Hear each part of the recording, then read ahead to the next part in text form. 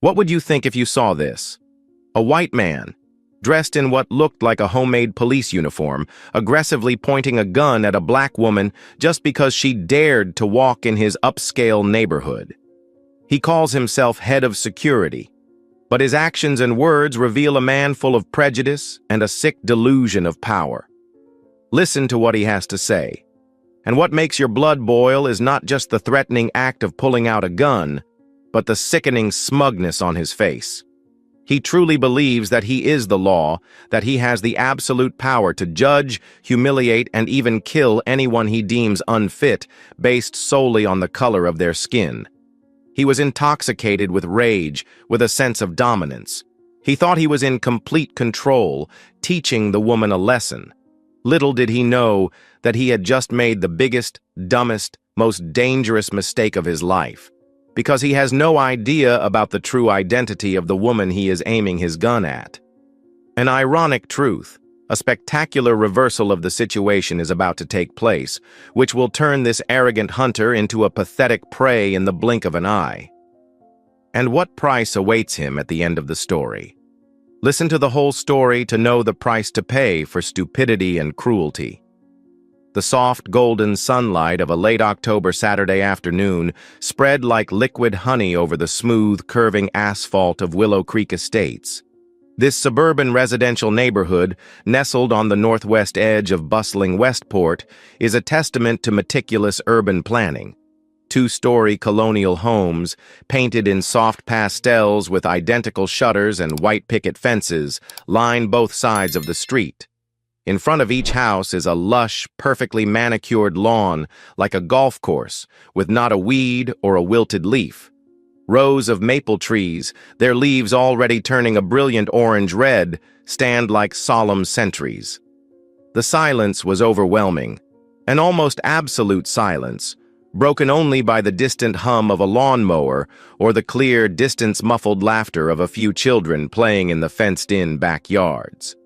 It created an atmosphere of order, cleanliness, but also of distance and lifelessness, a controlled, almost sterile peace. In the middle of that perfect suburban scene, Olivia Harding was leisurely walking, enjoying every precious moment of a rare day off.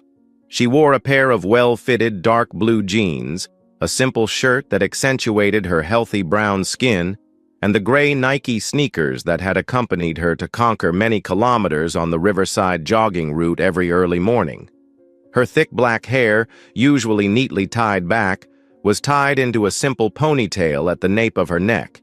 A few loose curls, refusing to be put in place, fell playfully down her temples and nape. Without the stiff navy blue uniform, without the glittering gold badge on her chest, without the walkie-talkie constantly chirping with urgent information on her hip, Olivia looked no different from an ordinary middle-aged woman, spending time with her family. At 48, her face was lined with small lines around her eyes and on her forehead, traces of sleepless nights, of hard decisions, and of the burden of enormous responsibility. But they did not obscure the intelligence, the sharpness, and the deep calm that radiated from her warm, dark brown eyes. Today, those eyes shone with a rare serenity, like the surface of a lake after a storm. Walking beside her, chattering away, was Maya Brooks, Olivia's beloved half-sister. Maya had more in common with their white mother, with her silky light brown hair and clear blue eyes. Maya's features were soft and gentle, and there was a certain timidity in her movements, a stark contrast to Olivia's strong, assertive temperament. Maya had just moved into the lovely house down the street 3 weeks ago, after landing her dream job at a prestigious architectural firm in downtown Westport. She was excitedly showing Olivia around the small front garden, where she planned to plant roses next spring. "See? It's really clean and quiet here," Maya said, her voice filled with the excitement of someone who had just found the perfect place to settle down. But then there was a hint of hesitation. "But sometimes I feel like it's a little stuffy. This quietness is so strange. It feels like someone is looking out of every window, examining my every move." She shivered slightly. Olivia smiled sympathetically, putting her arm around her sister's shoulder. "I know how you feel. It's a characteristic of neighborhoods with tight HOAs. Rules on top of rules. Everything has to follow the rules. Maybe the neighbors here are a little traditional and curious about new people. Just be open and friendly and say hello a few times, and I'm sure they'll get used to it and stop paying attention." "Yeah, I think so," Maya sighed, but her worry didn't completely disappear. "But that HOA board guy, I think his name is Miller or Jenkins, is a real jerk. Just last week he rang my doorbell to scold me for putting my recycling bin out on the curb a full 15 minutes earlier than the rules say. 15 minutes? I swear I didn't know there was such a weird rule." Olivia couldn't help but laugh out loud. "Oh, that's flower style. Don't sweat it, honey. It's just the little things. As long as you like the house, it's safe and it's convenient for work, that's all that matters." She squeezed her sister's shoulder, feeling the warmth and simple peace of this precious family moment.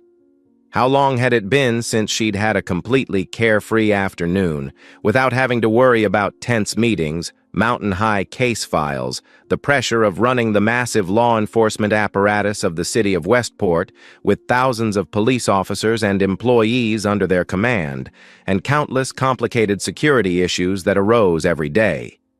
Yet even in these rare moments of relaxation, the professional instincts honed over nearly 3 decades of dealing with all manner of criminals and dangerous situations were not entirely dormant. Olivia's keen eyes were still scanning her surroundings, silently taking in and analyzing details that a normal person might miss.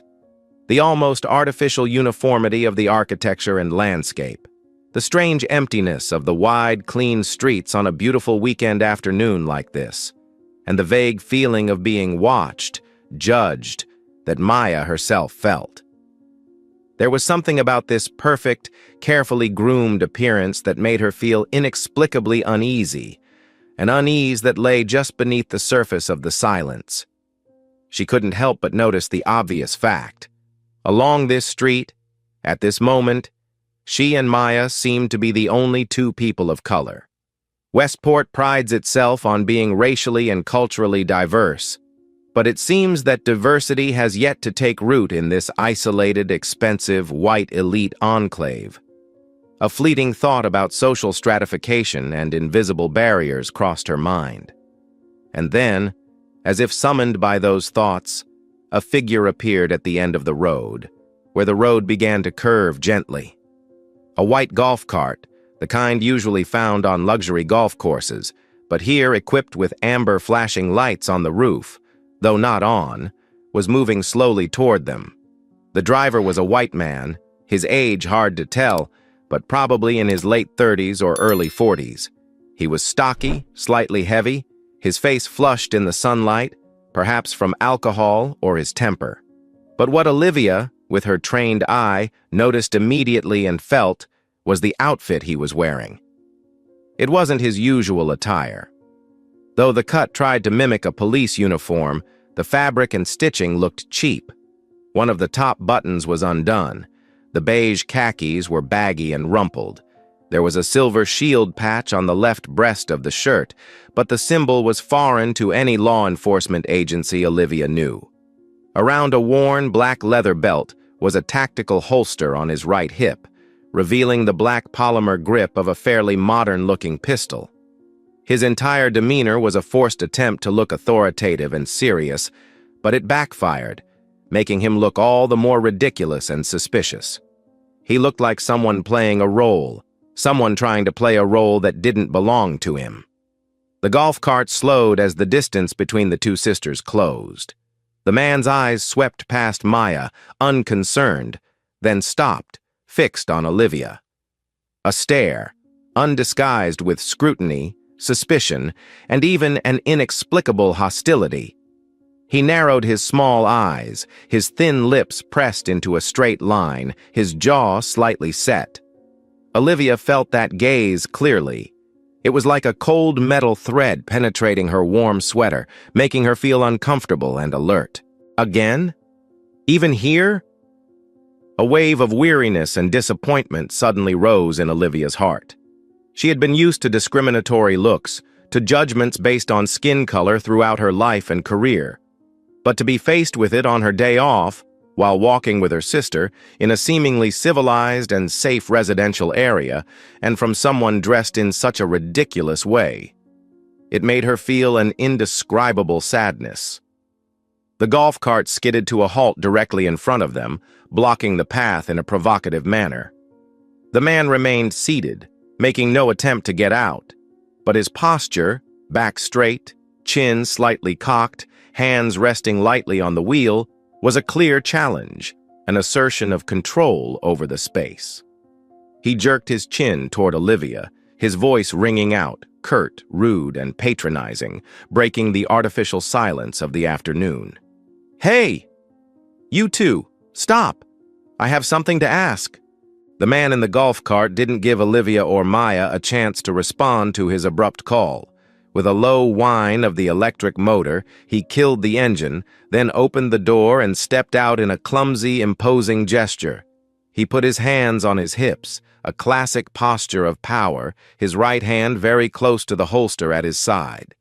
He strode heavily toward the sisters, the soles of his old sneakers crunching on the polished pavement. They were now only a few feet away, too close, too invasive and threatening. His narrow eyes remained fixed on Olivia, examining every detail of her, as if searching for some sign that would confirm his suspicions. "What are you two doing loitering around here?" he repeated, this time with even more authority and superiority. "This is Willow Creek Estates, not a public park. Are there residents living here?" The question was direct, but it was clear that the target was Olivia. He barely glanced at Maya, who was huddled close to her sister, her face showing fear. The abruptness and rudeness of the stop took Olivia by surprise, but she quickly regained her composure. Years of street fighting, dealing with all manner of criminals, from drunken troublemakers to cold-blooded killers, had honed her fortitude and her ability to remain remarkably calm in the most stressful situations. She recognized the red flags immediately: the sloppy homemade uniform, the irrational aggressiveness, the open carrying of a weapon by someone of unknown identity and authority. These were not the actions of a professional law enforcement officer or security guard. "Hello?" Olivia replied, her voice calm and polite, but with a certain hardness. She showed no fear or trepidation. "We were just taking a walk and seeing the sights. My sister," Olivia pointed lightly at Maya, "just moved into the house down the street." She paused, looking directly into the man's narrowed eyes, her gaze sharp and searching. "Excuse me, but may I ask who you are? Are you a police officer or authorized security guard on duty?" Olivia's straightforward, logical, and confident question seemed to be a blow to the man's already large ego. He was clearly not used to being questioned by someone, especially a black woman whom he had automatically classified as inferior. His red face turned even redder, almost purple with anger. His jaw clenched. "Who am I?" he growled, almost shouting, his voice high with contempt and anger. "Listen up! I am Mark Jenkins, head of the Willow Creek Estates Homeowners Association. It is my responsibility to ensure the safety, security, and order of this entire area. I am asking you, not you. Do you hear me?" He emphasized each word menacingly. "Now, where is your identification? Show it to me. Now." He held out his large, rough hand in front of Olivia's face, a gesture of brutal demand. Olivia frowned slightly. The title HOA's Chief Security Officer sounded fancy, but was legally meaningless. She knew the law.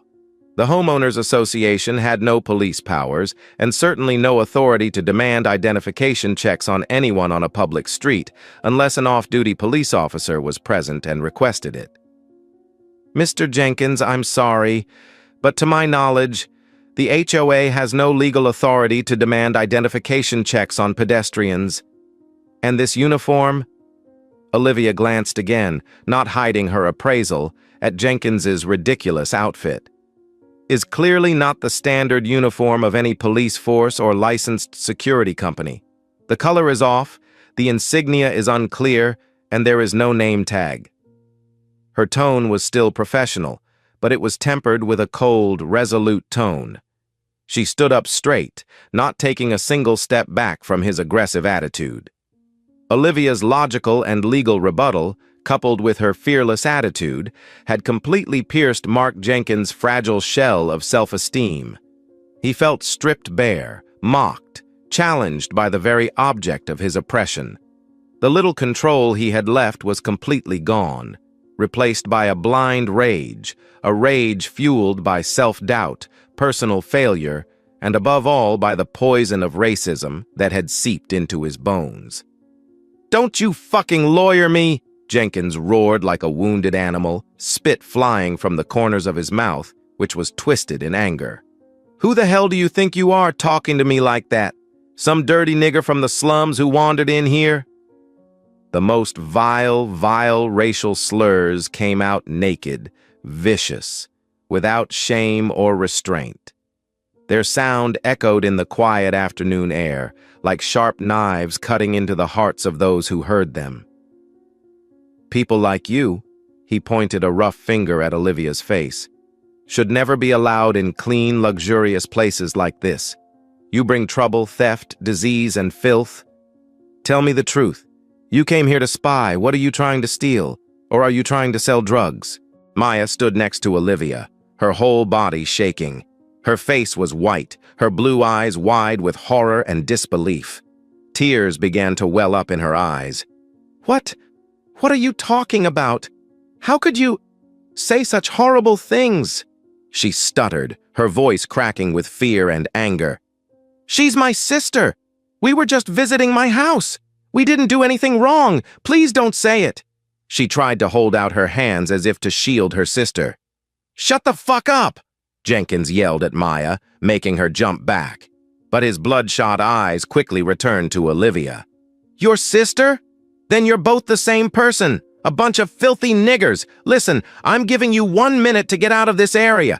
Go back to that filthy corner where you belong, before I lose my patience and call the real cops to put you in jail." He took another step closer, so close that Olivia could smell the sour sweat, cheap cigarettes, and faint hint of alcohol coming from him. His body language was extremely aggressive, his fists clenched until his knuckles were white, his jaw clenched, his narrow eyes glaring. Deep inside Olivia, a cold, powerful anger welled up. It was not a spontaneous, uncontrolled anger, but the righteous indignation of a human being whose dignity had been violated, of a citizen whose freedom had been violated, and of a law enforcement officer witnessing a blatant trampling on the law and justice. She had faced discriminatory words and hostile behavior throughout her career, but to have it happen so blatantly, on a peaceful day off, right in front of her terrified sister, made her feel a sharp pain and a deep fatigue. However, the iron discipline honed by years of facing danger would not allow her personal emotions to override her professional judgment. She quickly reassessed the situation.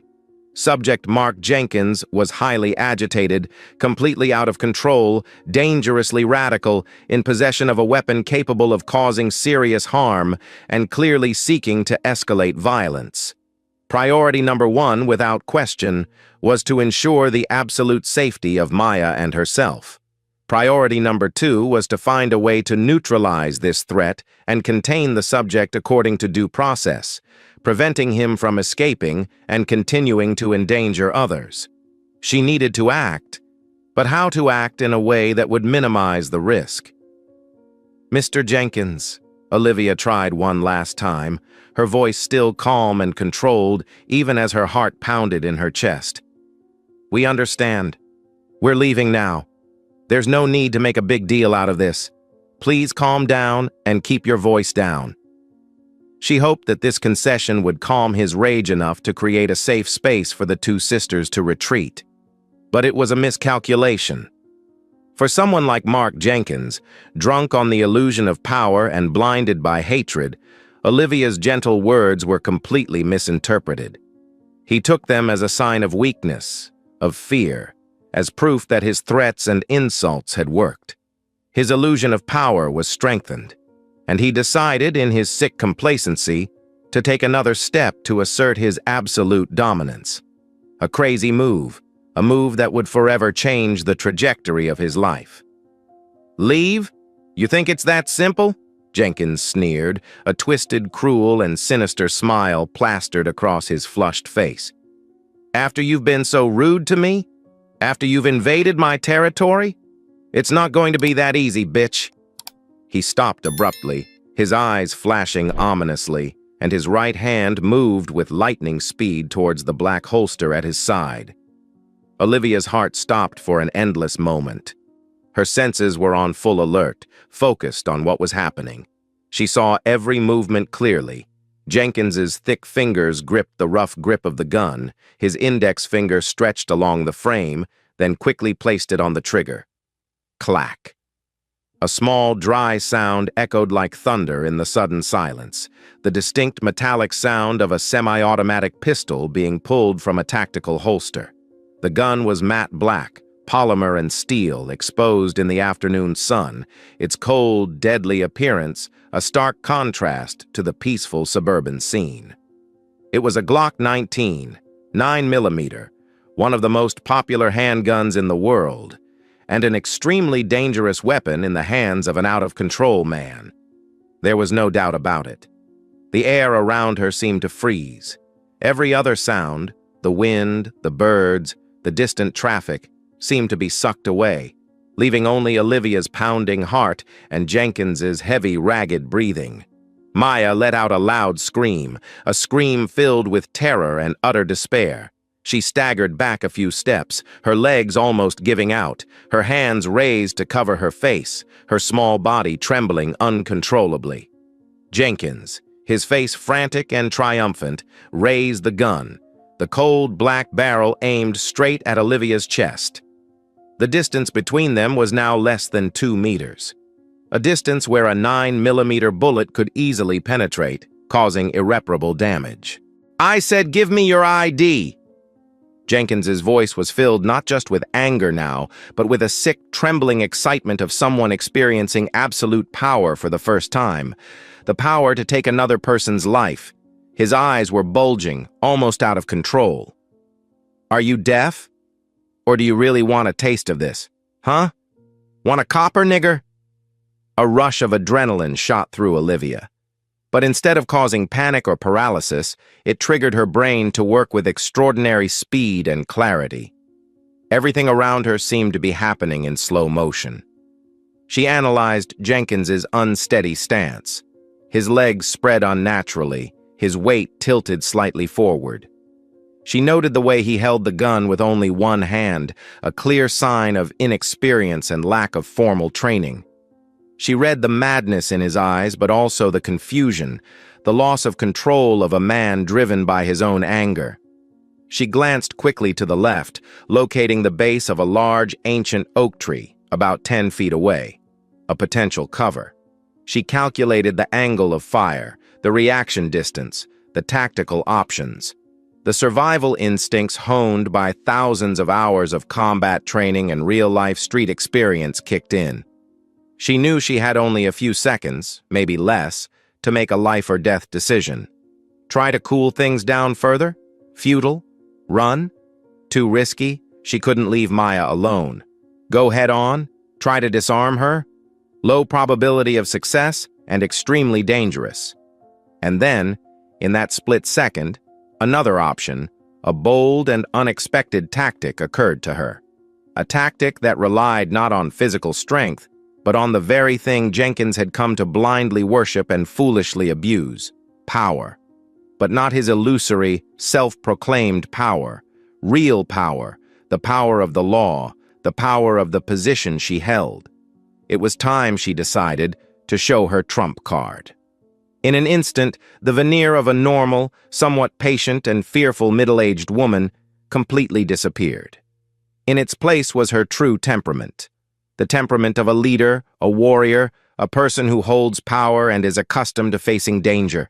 Her shoulders were straightened, her chin slightly raised, her eyes no longer showing any trace of worry or attempt to soothe.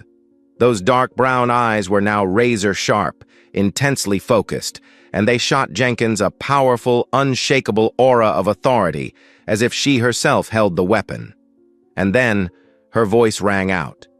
It was no longer the gentle, polite voice from before, nor was it the scream of fear. It was an order. A firm, clear order, not too loud but containing a terrible weight and power, enough to cut through the crazy atmosphere, enough to make the person opposite stunned and obey. "Mark Jenkins, I order you! Put down your weapons, now!" The voice, a perfect blend of cold control and absolute authority, a world away from Olivia's previous tone, struck a sudden blow to Jenkins's already tense psyche. He froze for a brief moment, almost automatically. The aggression on his face was suddenly replaced by a moment of bewilderment and confusion. He blinked his small eyes, as if he couldn't believe what he had just heard. Who? Who dared to order him around at this time? Olivia didn't give him a second to think or collect himself. She kept her eyes locked on him, unwavering as the gun barrel was still aimed at her, though it had been lowered unconsciously. Her voice continued, this time clearer and more insistent, each word, each syllable emphasized like a hammer blow to Jenkins's chaotic mind. "Listen up, Jenkins. I'm Olivia Harding, the Chief of Police of the Westport City Police Department. You're committing aggravated assault with a deadly weapon, and your target is the highest-ranking law enforcement officer in this city. You're pointing that damn gun at your own chief of police. Do you understand what you've just done?" Silence fell. A heavy, thick, almost palpable silence filled the moment. The evening wind seemed to have stopped blowing through the maple leaves. Even Maya, though still trembling, held her breath, her eyes wide as she looked at her sister with wonder and an indescribable pride. "Chief? Chief?" Jenkins repeated the words again, his voice a faint whisper this time, barely audible. His throat was dry. He stared at Olivia, his eyes wide, no longer filled with anger or madness, but with utter disbelief and a vague fear that was beginning to creep into his mind. You're joking? You can't be Chief Harding." He shook his head, as if to dispel the crazy thought. Chief Harding? The powerful woman he'd only seen on TV and in the papers, the head of 1,000 police officers? Couldn't be the black woman in civilian clothes standing before him, the one he'd just insulted with the most vile words. "You don't believe me?" Olivia curled her lips, a cold smile flashing across her lips. "You can check the information now if you want. But I warn you, before you do anything else, you must obey my orders. Put down your weapon, immediately. This is your last chance to cooperate, Jenkins. Don't make any more mistakes." Even without a weapon in her hand, Olivia's steady posture, uncompromising gaze, and powerful voice contained a strong psychological threat, an undeniable certainty that caused Jenkins's skepticism to begin to waver violently. And then, like a puzzle piece finally falling into place, a slow but inevitable realization dawned in Jenkins's frightened eyes. Disjointed images flashed through his mind. Chief Harding's stern face in uniform at a televised press conference, her official portrait on the city's website that he'd once casually skimmed, an article about her appointment as Westport's first African-American female police chief. The pieces suddenly came together into a complete picture, a horrible, undeniable truth. The woman standing before him, the woman he'd despised, humiliated, threatened with a gun because of the color of her skin, was Chief Olivia Harding. The harsh truth hit Jenkins like a thunderbolt. His entire fantasy world of power and pathological self-esteem collapsed in an instant. His face went through a series of rapid and terrifying color changes, from angry red to pale, then paper white, and finally ashen gray. His eyes were wide, bulging as if about to fall out of their sockets, devoid of any emotion except absolute terror, the most primal fear. The fear of a man who realized he had committed an unforgivable mistake, a crime against the very pinnacle of power he had so clumsily attempted to imitate. He had attacked the sheriff. His hand holding the Glock 19 began to shake uncontrollably. The heavy gun slowly sagged, the barrel tilting toward the ground unconsciously, as if it had suddenly become too heavy for him to hold. "No, no, please. It can't be," he stuttered, his voice breaking, almost turning into a whimper. "Sheriff? Really? Oh my God. What the hell have I done?" All the arrogance, the violent thuggery, the blind racial hatred, all the dark motives that had driven his mad actions before now completely vanished as if they had never existed. He was crushed under the terrible weight of the truth that had just been revealed. He was left a coward, a pathetic man, facing an unimaginably dark future, a direct result of his own stupid and cruel actions. Clang. There was a dry, metallic clang as the Glock slipped from Jenkins's sweaty, shaking hand and hit the cement pavement. He flinched, looking down at the gun as if it were a venomous snake waiting to bite him, then quickly looked back up at Olivia, his eyes filled with pleading, begging, and utter despair. I'm so sorry, Sheriff. I didn't know it was you. I swear. I just wanted to scare you. I didn't mean to. Please spare me." He began to mumble meaningless pleas, his knees giving way, and he slowly collapsed to his knees, his large body now cowering in fear. Olivia Harding didn't let even the slightest hint of pity get in the way of her actions. This man had just pointed a gun at her and her sister and hurled racial slurs. He was responsible. She turned to Maya, who was still stunned by the sudden turn of events, but clearly much calmer. "Maya, are you okay? Call 911 now. Tell me what's going on." Maya nodded vigorously, her hands still shaking slightly but steady as she dialed the emergency number on the phone. Olivia stood beside them, reading out their exact address, her voice completely back to the calm, professional demeanor of a sheriff processing a crime scene. "This is Sheriff Harding, badge number 1, requesting emergency assistance at the scene, intersection of Willow Lane and Oak Street, within the Willow Creek Estates community.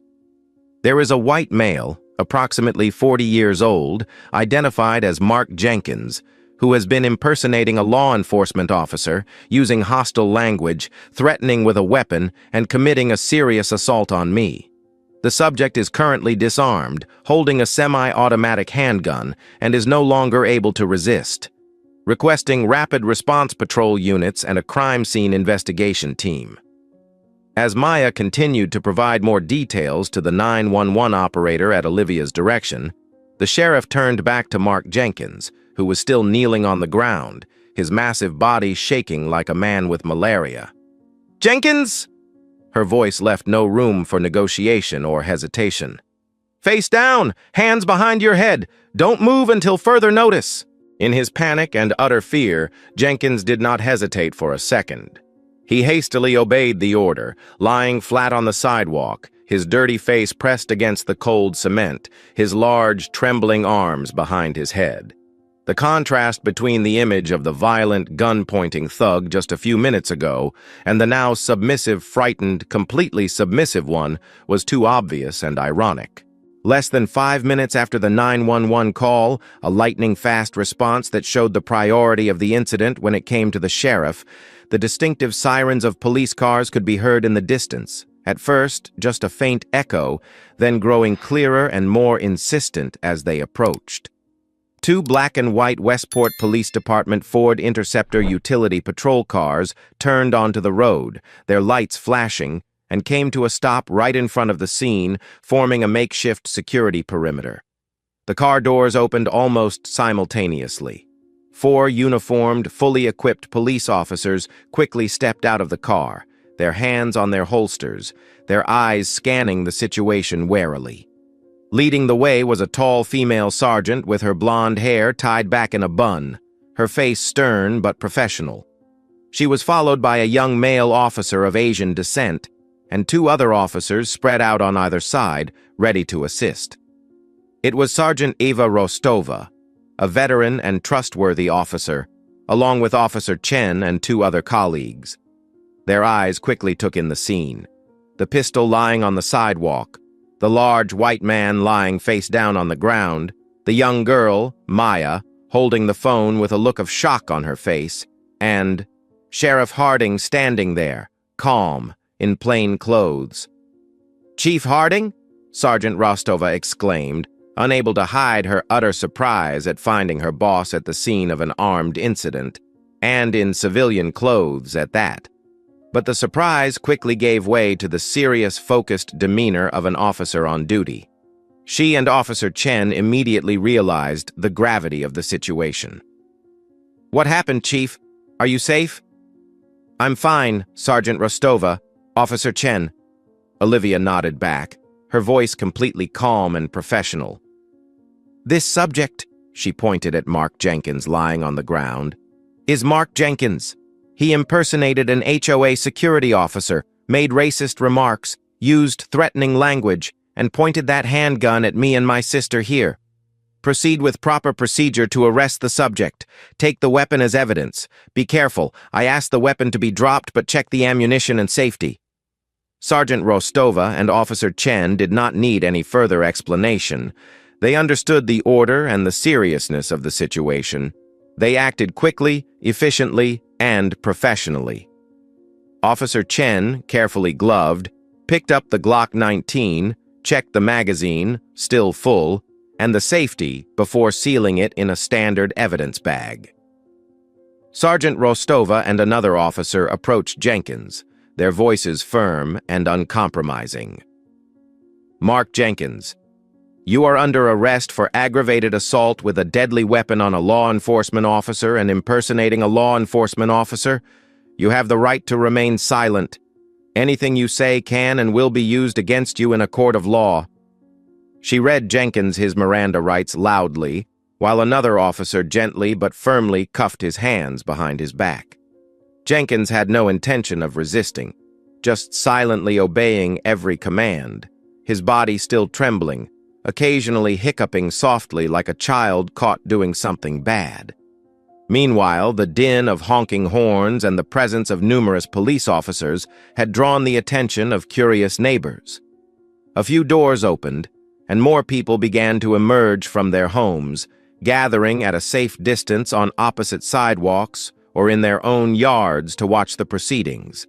They were stunned and murmuring as they saw Mark Jenkins, the arrogant, self-proclaimed head of security they had often seen swaggering around the neighborhood in a golf cart, now handcuffed and escorted into a patrol car by the police like a real criminal. And their astonishment was heightened when they realized that the plainclothes black woman calmly conversing with the officers was none other than Chief Olivia Harding, the authority figure they had only seen on television or in the media. Whispers and gossip began to spread quickly through the crowd. Some people had obvious looks of shame on their faces, perhaps having ignored or even tacitly agreed with Jenkins's previous arrogant attitude and discriminatory innuendos towards outsiders or other minorities. The truth was revealed in dramatic and ironic fashion. The false power, built on a foundation of self-pity and hatred, collapsed before the real power of law and justice. Mark Jenkins, blinded by his own ugly prejudices and delusions of self, dug a deep hole and buried his future in the most unexpected way. The quiet afternoon in Willow Creek Estates ended with a hard lesson in the consequences of ignorance and racism. The attack on Police Chief Olivia Harding by Mark Jenkins in the Willow Creek Estates neighborhood not only sent a small shockwave through the otherwise quiet and isolated community, but also sent ripples throughout the Westport Police Department and the city's judicial system. News that a civilian, posing as an HOA security officer, had the audacity to use racial slurs and illegally point a gun at the city's chief law enforcement officer quickly became a hot topic of conversation, although the most sensitive details were tightly controlled so as not to affect the investigation and subsequent trial. The criminal investigation was conducted with extreme urgency, thoroughness, and professionalism under the direct direction of the district attorney's office. Experienced detectives were assigned to collect evidence, interview witnesses, and clarify every detail. The investigation quickly confirmed Olivia's initial assumptions. Mark Jenkins had absolutely no formal ties to law enforcement or licensed security companies. His title as head of home security was self-proclaimed and amplified in the eyes of his unsuspecting or indifferent neighbors. The Glock 19 he used was determined to be a ghost weapon. The serial number was intentionally obscured, suggesting it had either been obtained on the black market or had been used in another crime. It was completely illegal to own. Jenkins's personal record also paints a sad portrait of a disaffected, unsuccessful, and prejudiced individual. He had repeatedly applied and failed to enter the city's police academy and the surrounding counties. His most recent job was as a night security guard at a major supermarket, but he had been fired months earlier for his persistent aggressive behavior toward customers, especially immigrants or people of color. His impersonation, patrols, and grotesque displays of authority in the Willow Creek Estates neighborhood seemed to be a psychological defense mechanism, a way for him to compensate for his own feelings of failure, his deep self-doubt, and his own pathological ego, all fueled and justified by his own long-held toxic racism. The detailed, lucid, and completely consistent testimony of Sheriff Olivia Harding and her sister, further reinforced by the testimony of a few courageous neighbors, after being reassured by detectives and given absolute safety from potential retaliation from Jenkins's supporters, along with the undeniable physical evidence of the illegal gun and the audio and video recordings from nearby security cameras, made for an extremely solid, impeccable case file. The district attorney's office, recognizing the seriousness and sensitivity of the case, an attack on a top law enforcement official with a racially charged element, decided to charge Mark Jenkins with the maximum penalty for a series of felonies: felony impersonation of a public officer, aggravated assault with a deadly weapon with special aggravating circumstances because the victim was a law enforcement officer, terroristic threats, and unlawful possession of a firearm. Most importantly and symbolically, based on the clear evidence of hate motive and the racial slurs Jenkins used, the prosecutors were successful in convincing the court to add the hate crime aggravating factor to the indictment. This not only increased the potential sentence, but also sent a strong message that the city of Westport would not tolerate any acts of violence motivated by racial hatred. Mark Jenkins's trial, which took place a few months later, attracted intense media and public attention. Faced with a mountain of incontrovertible evidence, riveting witness testimony, and a determined prosecutor, Jenkins's defense attorney knew his chances of acquittal were slim. After a lengthy negotiation process, Jenkins accepted a plea deal in hopes of a slightly reduced sentence, admitting to most of the major charges. At the sentencing hearing, the atmosphere in the courtroom was solemn and heavy. Mark Jenkins, in his orange prison uniform, looked haggard and had lost all his previous ferocity. When he was given the last word, he only stammered weak apologies, blaming the circumstances and his momentary anger. However, the presiding judge, a man known for his sternness and impartiality, was not moved. In his sentencing, the judge made strong statements, condemning Jenkins' actions not only as a personal attack, but also as an attack on the foundation of the rule of law and public safety. He emphasized the impersonation of police officers, which seriously erodes public confidence in those who are truly protecting them. And he especially condemned the vile, disgusting racial motives that motivated the defendant's actions. In our civilized society, there is no place for hatred, prejudice and violence based on skin color or national origin," the judge declared loudly, his eyes fixed on Jenkins. "The law was created to protect everyone equally. No one, no matter what their grievances or prejudices, should ever consider themselves above the law, and certainly not be allowed to use weapons to threaten or attack another person simply because they look different." In the end, the court sentenced Mark Jenkins to 8 years in federal prison, a sentence that was considered fair and appropriate for the serious crimes he had committed. Justice, however belated, had been served. Back in the hustle and bustle of life at Westport Police Department headquarters, Chief Olivia Harding refused to let the horrific personal incident detract from her focus and effectiveness. She remained the steady captain, steering the city's law enforcement ship through the storms, facing new security challenges each day with the same professionalism, decisiveness, and strategic vision as always. She attended meetings, approved operational plans, met with community leaders, and made difficult decisions that affected the safety of hundreds of thousands of people. However, beneath that strong and calm exterior, the terrifying experience at Willow Creek Estates left an indelible mark, provoking deep and complex reflections in her. It was a cruel twist of fate. She, Olivia Harding, a black woman born and raised in a poor working-class neighborhood, had to work harder than most, overcome countless barriers of gender and race, face many prejudices and doubts, and finally climb to the highest position of power in the city's law enforcement system. Yet, even at that pinnacle, even while wearing the armor of power and the law, she could still become a direct, easy victim of the very thing she had spent her career fighting against: blind racism and the abuse of power, even if it was just the illusory, self-proclaimed power of a loser. That incident was like a slap in the face to her, exposing a sad and painful truth that, even in the most peaceful, civilized, and safe corners of society, even when she was in the position of a law enforcement officer, her skin color could still automatically turn her into an outsider, a threat, a target for hatred and unfounded suspicion from those who carried within them toxic prejudices. It is also a painful reminder of the fragility of the trust between police forces and the communities they serve, especially minority communities, who have historically been scarred by negative experiences with abuse and discrimination by the very people who are supposed to protect them. The insane actions of a fake like Mark Jenkins, if not promptly exposed and punished, could add fuel to the fire of suspicion and hostility, seriously damaging the image and reputation of thousands of honest police officers who work hard day and night, facing danger to keep the city safe. But Olivia Harding was not one to be easily discouraged or broken. Instead of feeling bitter or losing faith, the incident fueled her determination.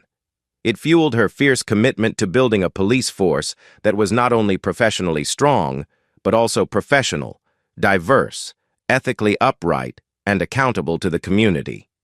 Immediately after the incident, she directed a review and enhancement of mandatory training programs on anti-discrimination, identifying implicit bias, and intercultural communication skills for all officers, from the lowest ranks to the command staff. She further promoted community dialogue initiatives, police to the people programs, and worked tirelessly to listen to and understand the concerns and frustrations of the people, especially those from disadvantaged groups, and to work with them to find solutions to heal the cracks and rebuild the eroded bridges of trust. One winter morning, a few months after Jenkins's sentencing, Sheriff Olivia Harding stood alone in her spacious but simply furnished office at police headquarters. The cold morning light streamed through the large windows, casting the American and city flags against the walls of awards and photos documenting her career milestones. She stood before a large wall-mounted mirror, slowly adjusting her navy tie and the lapels of her impeccably tailored sheriff's uniform. She stared at her reflection. It was the same face, with familiar features, but her eyes seemed deeper, more determined, and filled with greater understanding and compassion. The invisible scar from the attack in Willow Creek Estates may never completely disappear, but it has become an inseparable part of who she is, a constant reminder of why she chose this thorny path, of the heavy responsibility she now bears. She knew that the fight against prejudice, hatred, and injustice was still long and arduous. There would be other Mark Jenkins out there, lurking in more subtle guises, spreading the poison of division and fear, but Chief Olivia Harding would never back down. She would continue to stand on the front lines, a beacon of justice, defending the vulnerable and fighting relentlessly for a better future. A future where every citizen of Westport and of this country was treated with fairness, respect, and dignity, regardless of their skin color, background, or circumstances. Her gaze moved from the mirror to the city that was slowly waking up outside the window, steadfast, strong, and filled with a quiet but fierce hope. She was ready to face whatever challenges the new day brought. Thank you for taking the time to listen to this story. If you like this content, please click like and subscribe to the channel so you don't miss the next meaningful stories, because tomorrow we will have another meaningful story for you.